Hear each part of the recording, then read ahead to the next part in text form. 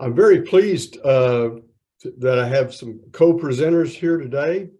Lauren Douglas, she's a Research Compliance Administrator, Office of Export Controls, Conflict of Interest, and Responsible Conduct of Research.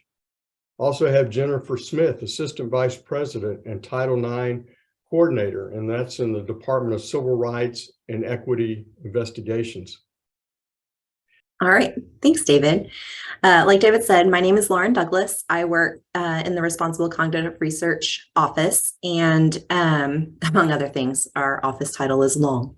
One of the things that we offer is responsible conduct of research training for typically students and postdoctoral fellows who are required to take RCR training per the TAMU SAP.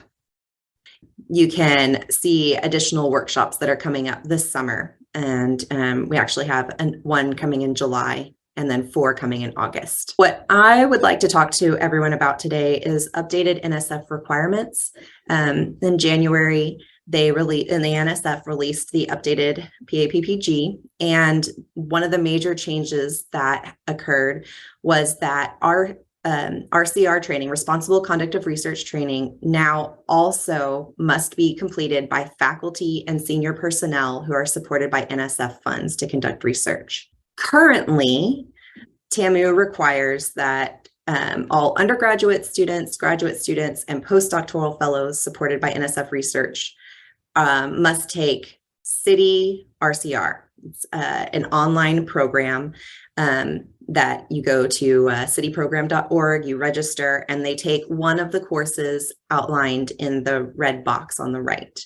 Now, this SAP also outlines the requirements for individuals who receive other funding and not just NSF. And so there are other people that are required to take this course too. But typically, undergraduate students, graduate students, and postdoctoral fellows are taking these courses outlined in the red box. With the updates to NSF, faculty and other senior personnel are now also going to be required to complete city training to get that RCR training. And what we have done is added an additional course in our city course list called Responsible Conduct of Research Refresher. And you can see that highlighted in the red box. And so faculty and other senior personnel will be completing this course in city. And it's basically a shorter, more broad course to the basic course that the undergraduates and postdoctoral fellows take. So RCR training assignments are currently being assigned through TrainTrack to students and postdoctoral fellows, and it's that section number listed there. A new TrainTrack section is currently being routed through TrainTrack for creation, and that will be for faculty and senior personnel. And our office is working with Maestro and SRS to identify individuals paid from NSF funds. So everybody, not just students and postdocs, everybody is going to start to receive TrainTrack notifications to complete that RCR training in the very near future. And so we're trying to give everybody a heads up about that. Students are going to be taking 211-3357, and PIs are going to be getting a different course that's assigned to them. Everyone will be redirected to City to take the appropriate RCR course in City. If you have any questions about that, please feel free to reach out to our office at rcr@tamu.edu. As Lauren mentioned, the NSF, we call it the PAPPG, the new one was effective in January the 30th. And one of the other requirements that was in that new PAPPG was a requirement for off-campus or off-site research to have a plan for that. And what they go ahead and define off-campus or off-site is defined as data or information samples being collected off-campus or off-site, such as what you might commonly think of as fieldwork, and also any research activities that are on a vessel or aircraft. One of the requirements is that the PI has to have a plan in place at the time the proposal is submitted. However, for the general submissions, you do not attach the plan as part of your proposal.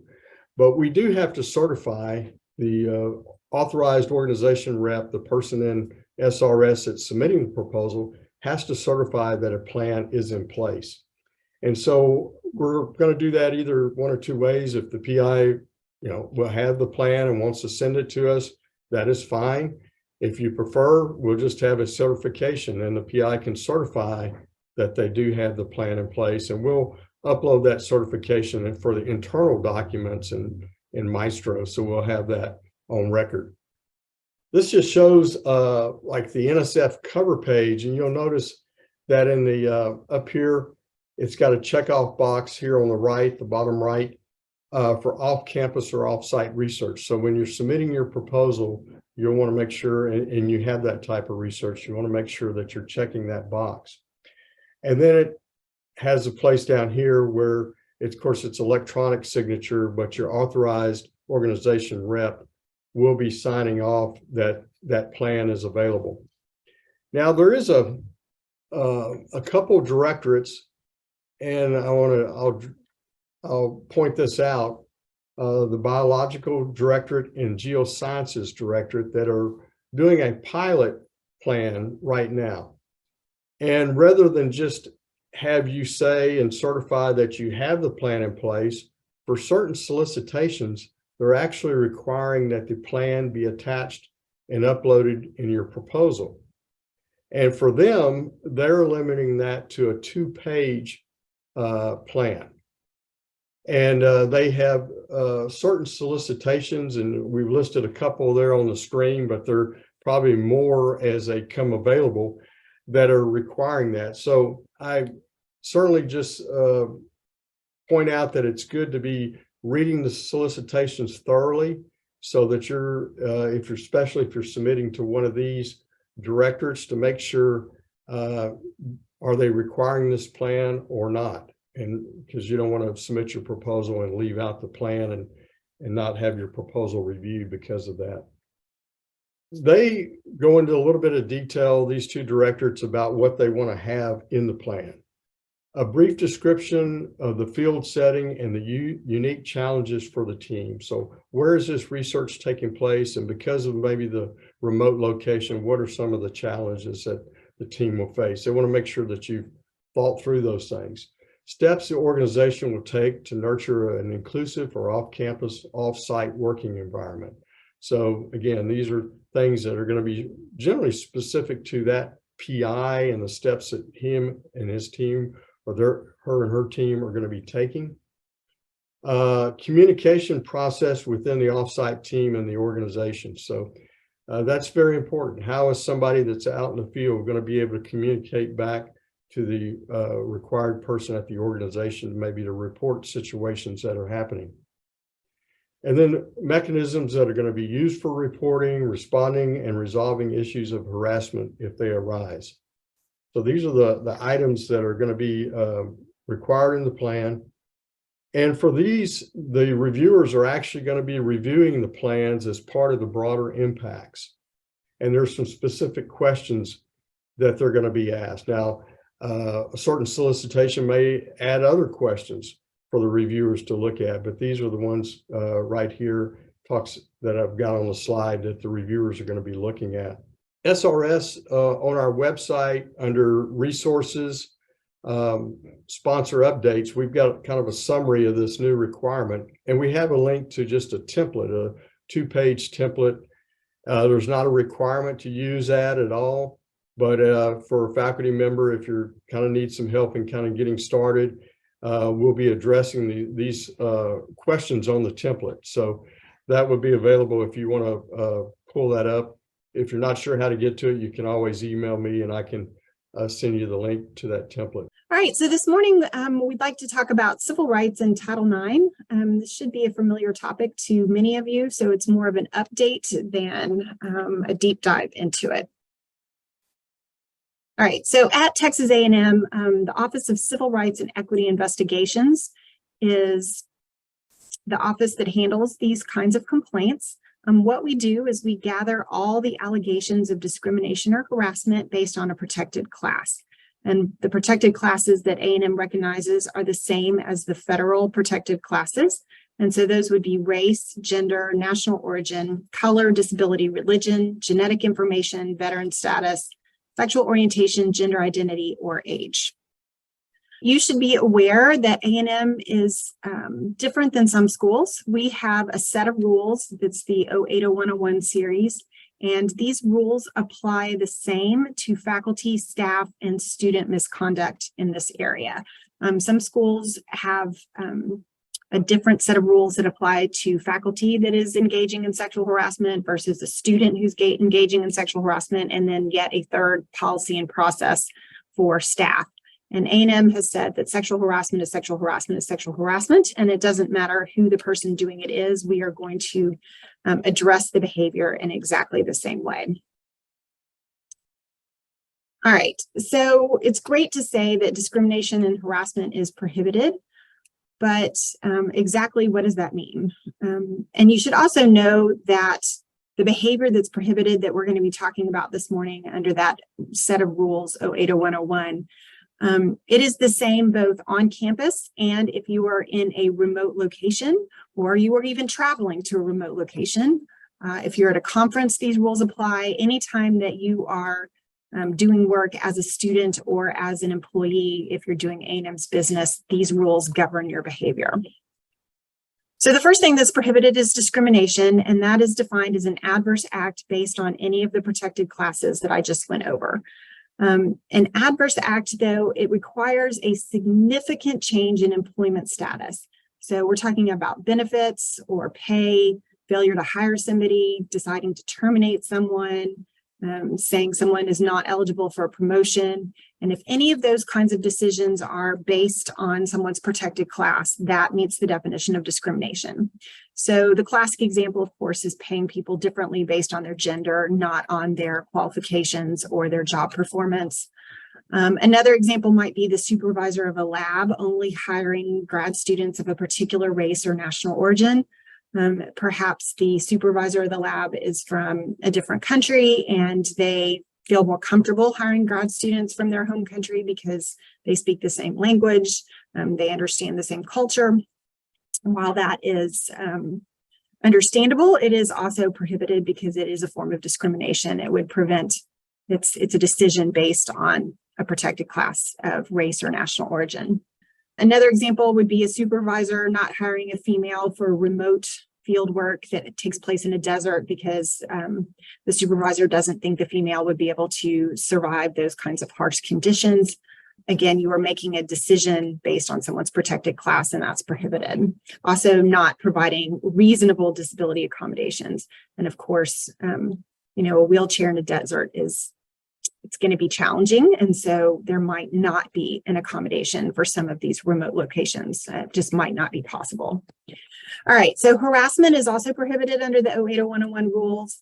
That is unwelcome conduct based on a protected class, and that's a key element of this definition that is so severe, so persistent, so pervasive that it interferes with somebody's ability to do their job, get their education, or participate in an activity of the university. The reason why I say that the fact that the harassment is based on a protected class is important, it sorts out a lot of behavior. So sometimes we have people that complain, hey, my boss yells at me and they treat me terribly. Well, why did they do that? They don't like me. Well, why do they not like you? It's just a personality conflict. And that is poor management. It is not a civil rights problem. Civil rights harassment is based on a protected class. So the reason that my supervisor is treating me poorly or not letting me take a class or get some advanced training, the reason that they're doing that is because of my protected class. All right, sexual harassment is a specialized form of harassment. It's unwelcome conduct of a sexual nature that, again, is so severe, persistent, or pervasive or offensive that it prevents somebody from doing their job, getting their education, or taking advantage of an activity at the university. Some examples of that might be not taking no for an answer, either to go on a date or to engage in a particular kind of sexual behavior. So asking somebody out repeatedly over and over again. Now, asking somebody out one time is not going to violate our rules, but it's the repeatedly not taking no for an answer that becomes a problem. Again, calling somebody an offensive name based on their sexual orientation, for example, any of the protected classes could have been filled in at that point.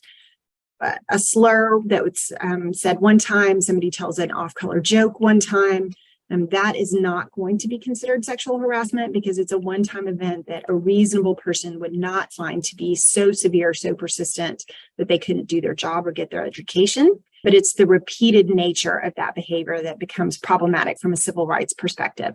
Now, that is not to say that that kind of behavior is professional or that it's appropriate in a workplace. It is not, and A&M does want to address inappropriate or unprofessional behavior, but it's not going to be handled through the civil rights process. Making fun of a coworker on a regular basis because of their gender presentation being non-traditional, something like that would also be an example of sexual harassment. Quid pro quo, it's also a form of sexual harassment. It's Latin for this, for that, and it means trading sex or a romantic favor for a benefit or the avoidance of a consequence.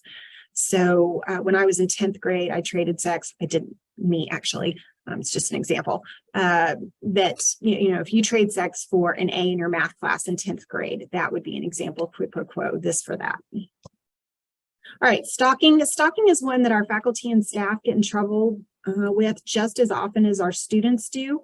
And part of it is because I think this definition is not intuitive. Stalking means two or more unwelcome contacts that put somebody in fear for their safety or the safety of others or causes substantial emotional distress. And it does include typical stalking behaviors like following somebody around, waiting for them outside the class that they get out of at 10 o'clock because you know they're always going to walk past that particular area and you want to intercept them and talk to them. That is absolutely stalking. But it also includes these repeated behaviors, repeated contacts, things like texting them. We have people that break up with each other and one of them is not ready to let go. And so they will send 45 texts in 15 minutes. I still love you, we belong together forever, et cetera, on and on. In the context of a breakup, that's going to cause substantial emotional distress pretty fast. And so that would be another example of stalking. Sending your best friend to go talk to them, calling their parents or their best friends or their children to talk about their behavior, reaching out to them repeatedly on social media, all of that would be considered stalking if there are two or more instances of it. Sexual assault, it could be considered one of four things. The first one is rape, which is penetration. It's what you expect when I say sexual assault. However, touching somebody on the breast, groin, genitals, or butt without consent is fondling, and that is also considered to be sexual assault. And it doesn't matter whether the touching happens above the clothes or below the clothes, it is still considered to be sexual assault if you touch breast, groin, genitals, or butt without consent. Incest is having sex with somebody that you're closely related to, like an uncle with a niece or a nephew. Happily, we don't ever hear about that kind of complaint at A&M. And then statutory rape. In the state of Texas, people that are under the age of 17 cannot consent to sex, no matter how enthusiastically they are verbally saying, yes, please come over. My parents aren't home. I want to have sex with you. It doesn't matter. They are too young by law to consent to sex. The only exception to that would be if a 19-year-old is having sex with a 16-year-old, there's a 3-year or less age gap, and that is an exception to this rule. But if you had a 20-year-old that was having sex with a 16-year-old, they would be looking at 2 to 20 years in jail and mandatory sex offender registration for the rest of their life. Dating violence is any act of violence or threat of violence that happens between people that are in any kind of dating, romantic, intimate, social kind of relationship. So everything from a hookup to friends with benefits to a long-term relationship, if there is violence or threat of violence that happens, it is going to be considered a Title IX civil rights violation. This definition is likely going to be expanded later this summer. We are currently waiting for new Title IX regulations from the Biden administration. And this definition will likely be expanded to include things like stealing someone's keys so that they can't go to the store and get food. Or, maybe you're wanting to talk to them and so you hit the child locks in your car so that the other person can't get away from you, can't get out of the car. Those kinds of abusive behaviors will also be considered part of dating violence, probably by the end of the summer. Domestic violence is the same thing, but it happens between people that are married, people that used to be married, people that share a child in common, regardless of whether or not they ever got married. And it also includes roommates, people that cohabitate together. So if you have two roommates, they're not romantically or sexually interested in each other, but they just are buddies that live together, and they get into a fist fight, or there's language like, let's take this outside, I'm going to kick your butt. That is violence or threat of violence between roommates, and we would consider that to be domestic violence, and it would be handled through the Title IX office. Sexual exploitation means taking sexual advantage of another person for your own benefit without that other person's consent. And I think that definition is a little bit confusing. So let's look at some examples. During COVID, we had a student who was in a study group with 400 people from his class, and he sent a link that said baby pandas playing in the snow to all 400 people in his study group. So when you hit that link, you got to look at a porn picture. The student that sent that link did not know that all 400 people in his group were interested in viewing that kind of material. So he was taking advantage of them in a sexual way for his own interest, his own benefit. So that's an example. Sometimes we have people that engage in consensual sexual behavior, but one person films it without the other person's consent. That is a form of sexual exploitation. When they hit the forward button and they send that film to 3 of their buddies, that is 3 more counts of sexual exploitation. You're taking advantage of somebody in a sexual way. Revenge porn, you exchange naked pictures while you're dating somebody, and then the relationship ends and the other person takes those intimate pictures and puts them online without your consent. That, of course, is another form of sexual exploitation. And then indecent exposure is yet another form. All right, so all of those examples that I just went through of Title IX behavior, they all lack consent. So one person was not okay with the behavior that happened. So, how do you ever really know that you have consent? And so what it means is that you have checked in with your partner and that you have a clear, voluntary, and ongoing agreement with them to interact with their body in a specific way. So it requires a check-in moment and an agreement moment that you both are on the same page about what it is that you're doing. So simple terms, you got to get a yes.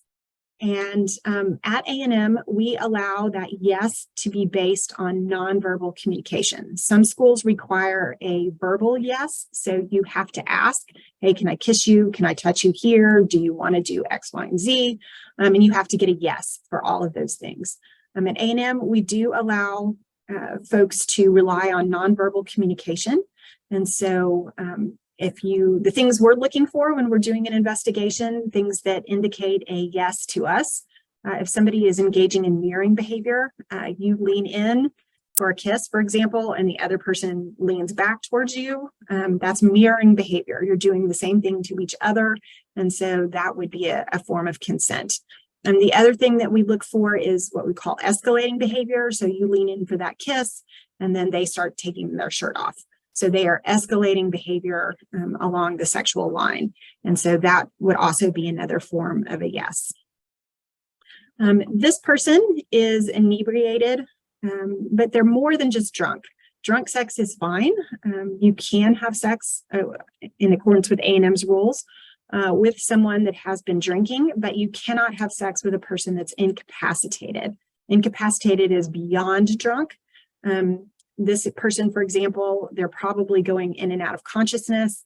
If you tried to help them walk out of this bar, they would probably end up in a puddle on the floor. If you tried to have a discussion with them about what you guys studied in chemistry last week, for example, or something that's happening in the political realm, there is no way that this person could have an intelligent conversation about that. So this person is not just drunk, they are incapacitated. And what's really confusing is that sometimes incapacitated people will verbally say yes. They'll be saying, yes, let's go, let's do it, I want to have sex. But when they are incapacitated, you cannot rely on that. That does not constitute consent. The reason is because you can't make an agreement with someone whose brain cells are so far gone.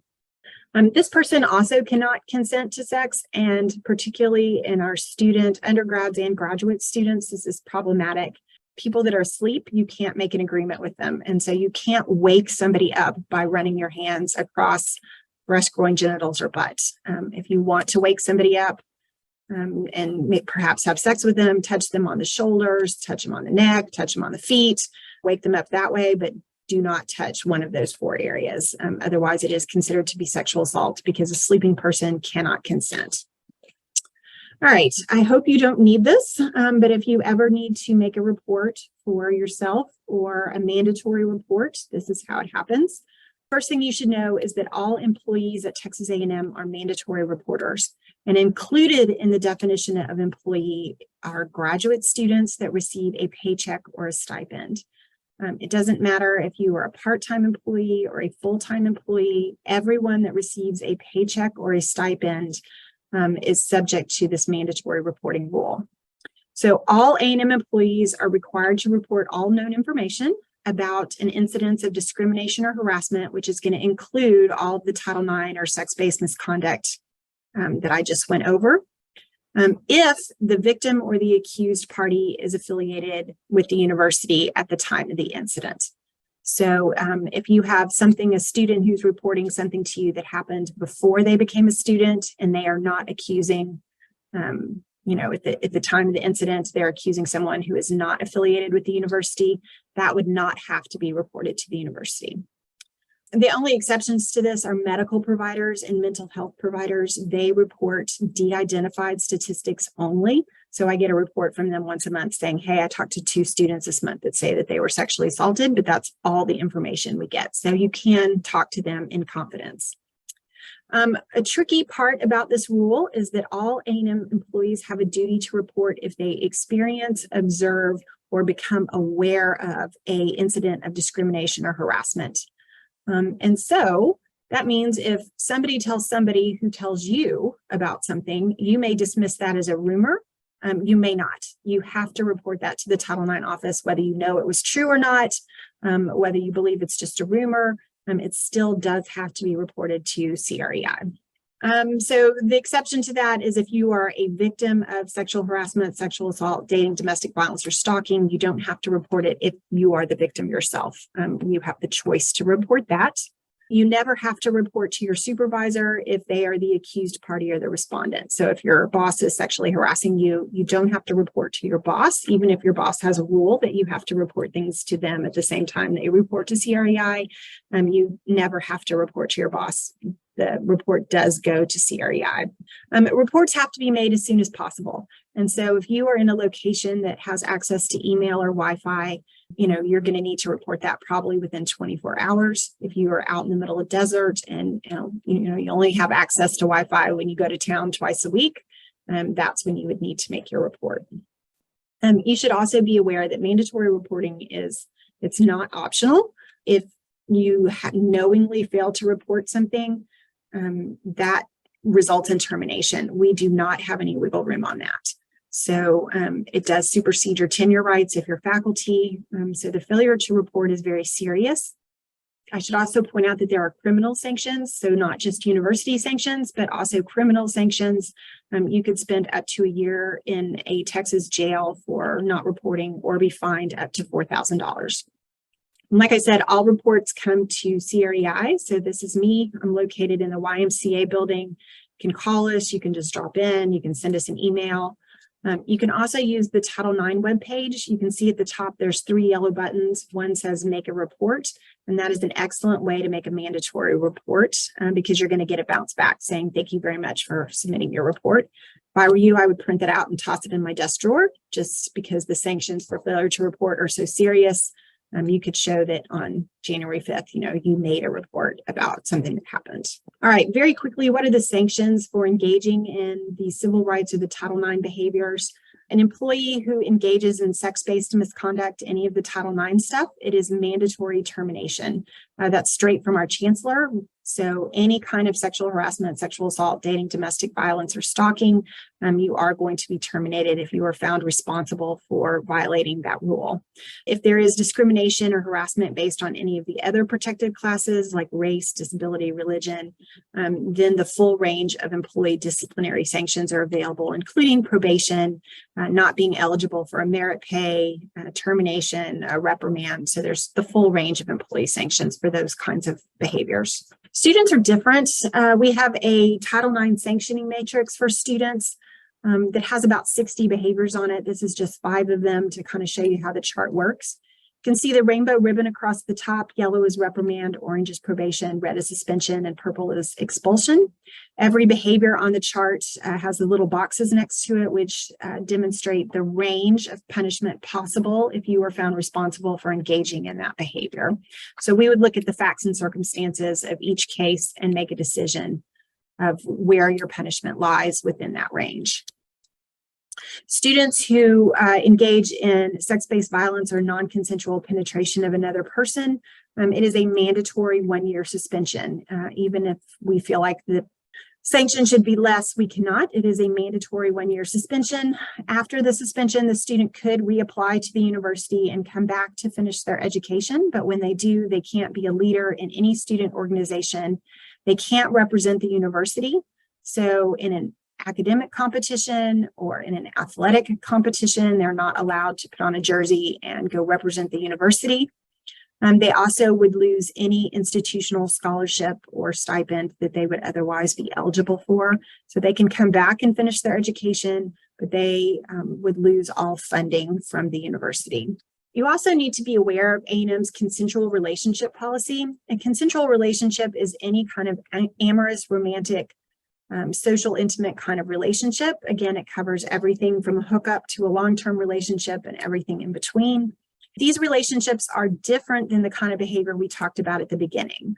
All of the behaviors at the beginning involve one person not consenting to the behavior. Consensual relationship is different. It's when both parties want to engage in the relationship at the time that the relationship is happening. A&M prohibits these kinds of consensual relationships in 2 instances. The first one is if you are an employee, you cannot have a consensual relationship with anybody that you supervise or have authority or control over.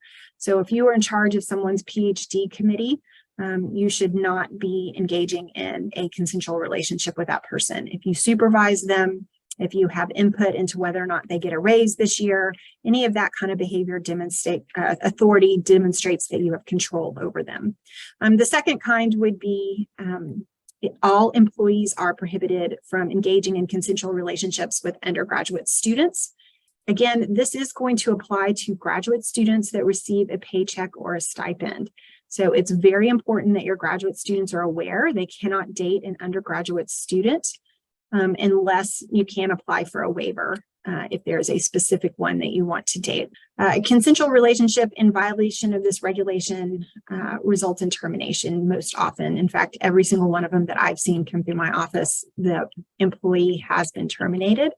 And the way that these happen is you have an undergraduate student who walks in and says, I've been dating Professor so-and-so or staff person so-and-so. I am in love with them and they just broke up with me. We've been dating for 3 months and I'm really sad. And I know that they're not allowed to date me. And so here's my phone. Take a look at it. You can see all the pictures and messages and emails that we've shared with each other for the last 3 months. And the email, I mean, it's very clear at that point that there was a consensual relationship that was happening. Then somebody gets fired. So that's how we usually see these. You can request a waiver if you work for an academic department.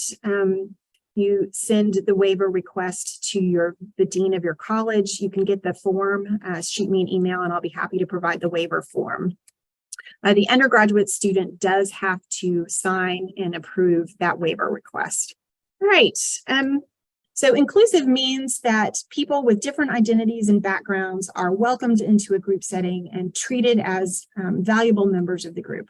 And this is just good business sense. I mean, if you have invited somebody to come along on your expedition, you expect them to perform some role on that expedition. And if you exclude them or allow others in the group to exclude that person, they're not going to be performing in their best capacity if their feelings are hurt. And so it just makes sense to have an inclusive environment, especially in these remote locations when there are fewer opportunities for social engagement with anybody other than those on the expedition. Some examples of ways that you can create an inclusive environment in a remote location. Refer to people in the way that they wish to be referred to. Sometimes people from other countries or non-English speakers have names that are super difficult to pronounce for the English-speaking tongue. learn how. Call people by the name that they wish to be called, and take the time to learn how to pronounce it correctly. Sometimes people like nicknames that don't correspond with their legal name.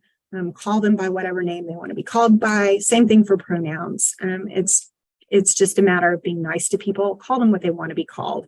And the other thing to keep in mind is that people are usually drawn to people that are most similar to themselves. And so make some intentional efforts to get to know everybody in the group, so that you don't leave people that are different from you out. Some people are introverted, and so it's important, especially at meals, to give everybody the chance to talk and participate in the conversation. Be aware that there are some people that don't like to talk in group settings, and so make room for them to be quiet as well. And then lastly, remember that some people's identities, beliefs, and values are hidden. And so it's very important to be careful with pejorative terms, even if they aren't related to a civil rights protected class. So calling somebody crazy is clearly a reference to a mental illness, disability, a Bible banger, or a tree hugger even. You could be hurting somebody's feelings by using these kinds of pejorative terms. For safety, when you are on a remote expedition, it's important to know what the arrangements are going to be like in the field. So ask some questions, find out what the sleeping arrangements are like, what kind of bathroom facilities are available. Are you going to be left by yourself for any extended period of time? Ask questions, know what the safety plan is. If you have a medical emergency, how long is it going to take for help to reach you? Or if you find that you are the victim of one of these sexual harassment kinds of behaviors, how long is it going to take for people to get to you? And how are you going to communicate with the outside world that you need to be evacuated out of there? So ask those questions before you go. You may want to consider getting travel insurance. Your department may require it. Know that Texas A&M has a contract with an organization called CIGI. It's a ridiculously cheap travel insurance that does include medical evacuation. And so even if you're not required to have that, it would be a good idea to have that in place. So here's the first scenario. You travel to a foreign country to retrieve samples at a remote field camp that's managed by colleagues from another institution. While you're there, a contractor repeatedly gets drunk and physically threatens others in the camp. The contractor has the only two-way radio in camp. So what do you do? All right, so there is someone like me at other institutions. The Title IX coordinator is always a great place to start. So if you have a way to contact either me and I can contact the other Title IX coordinator, or if you can contact them directly, that is a great way. We all have, contacts within our university to take care of the problem. This is a contractor also. And so while the other institution that's in charge of the project has a duty to have a safe and discrimination-free environment, this contractor also has an employer.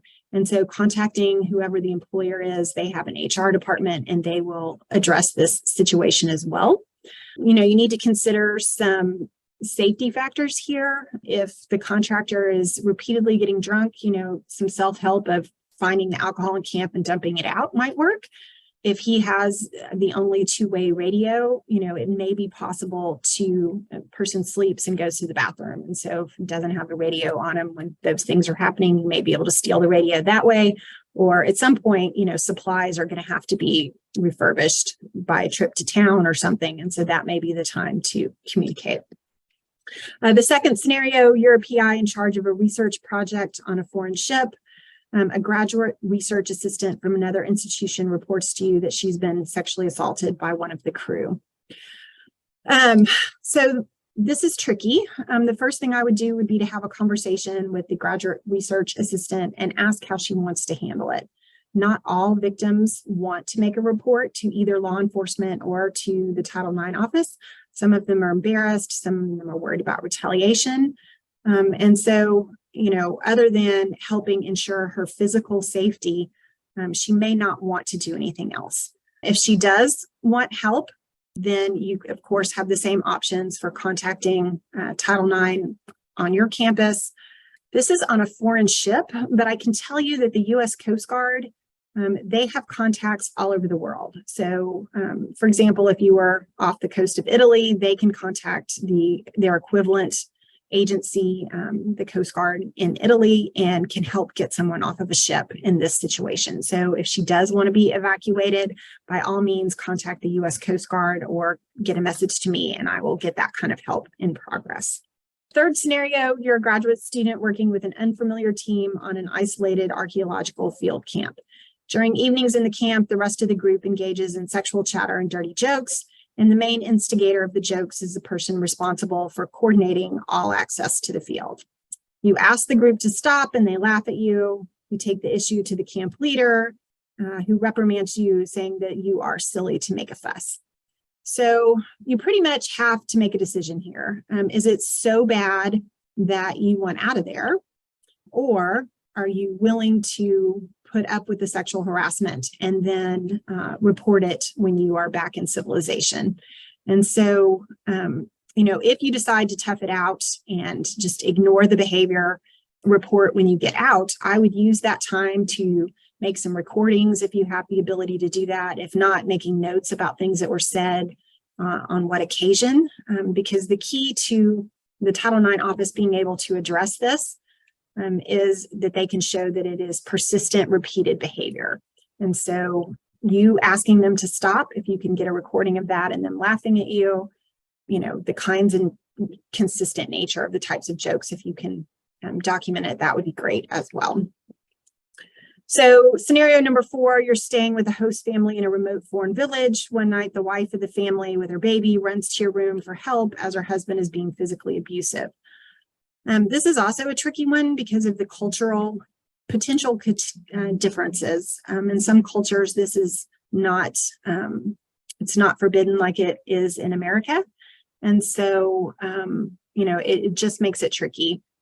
Also concerning is if you help this person, are you putting yourself or other members of your team at risk of danger from the abusive husband?